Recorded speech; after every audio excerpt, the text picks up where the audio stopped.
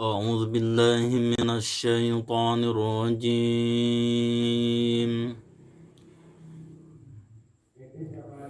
بسم الله الرحمن الرحيم. يسألونك عن الأهلة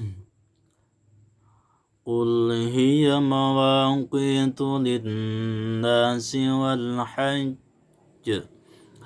وليس البر بأن تأتوا البيوت من ظهورها ولكن البر من اتقى وأتوا البيوت من أبوابها واتقوا الله لعلكم تفلحون. وقاتلوا في سبيل الله الذين يقاتلونكم ولا تعتدوا إن الله لا يحب المعتدين. واقتلوهم حيث ثقفتموهم وأخرجوهم من حيث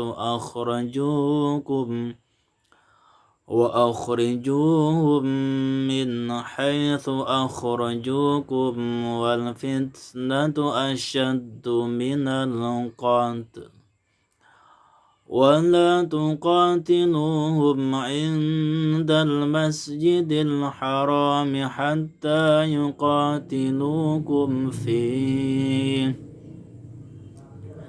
فإن قاتلوكم فاقتلوهم كذلك جزاء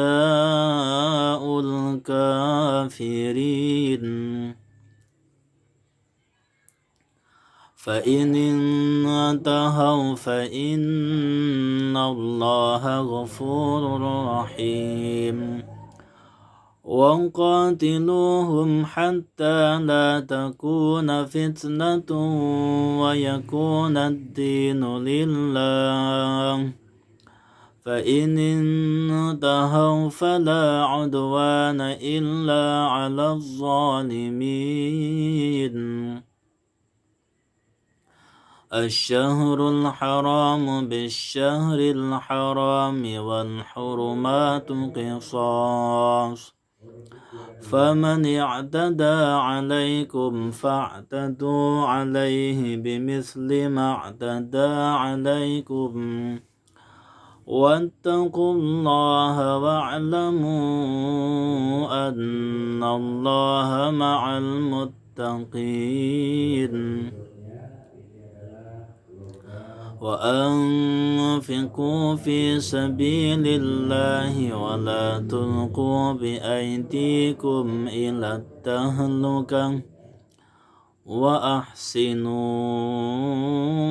إن الله يحب المحسنين.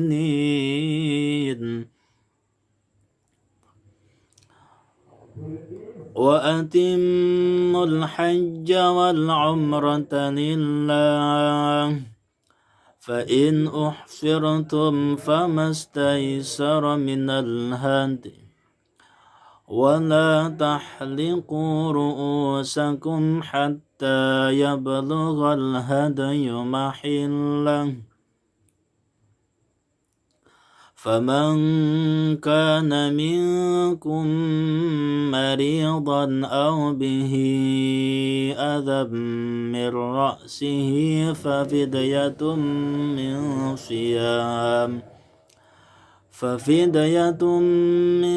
صيام أو صدقة أو نسك فإذا أمنتم فمن تمتع بالعمرة إلى الحج فما استيسر من الهدي فمن لم يجد فصيام 3 أيام في الحج و7 إذا رجعتم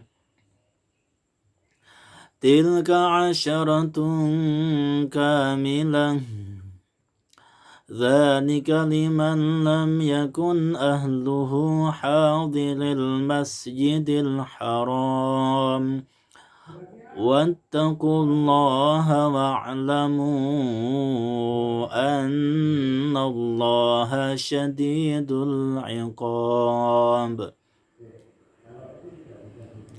الحج أشهر معلومات فمن فرض فيهن الحج فلا رفث ولا فسوق ولا جدال في الحج وما تفعلوا من خير يعلمه الله وتزودوا فإن خير الزاد التقوى واتقون يا أولي الألباب. ليس عليكم جناح أن تبتغوا فضلا من ربكم فإذا أفضتم من عرفات فاذكروا الله عند المشعر الحرام واذكروه كما هداكم وإن كنتم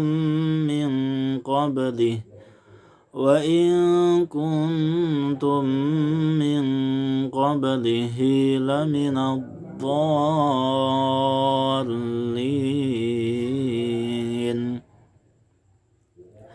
ثم أفيضوا من حيث أفاض الناس واستغفروا الله إن الله غفور رحيم.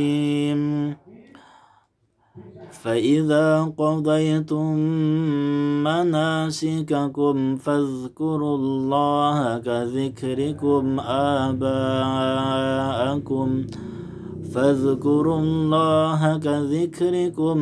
آباءكم أو أشد ذكرا فمن الناس من يقول ربنا آتنا في الدنيا وما له في الآخرة من خلاق. صدق الله العظيم.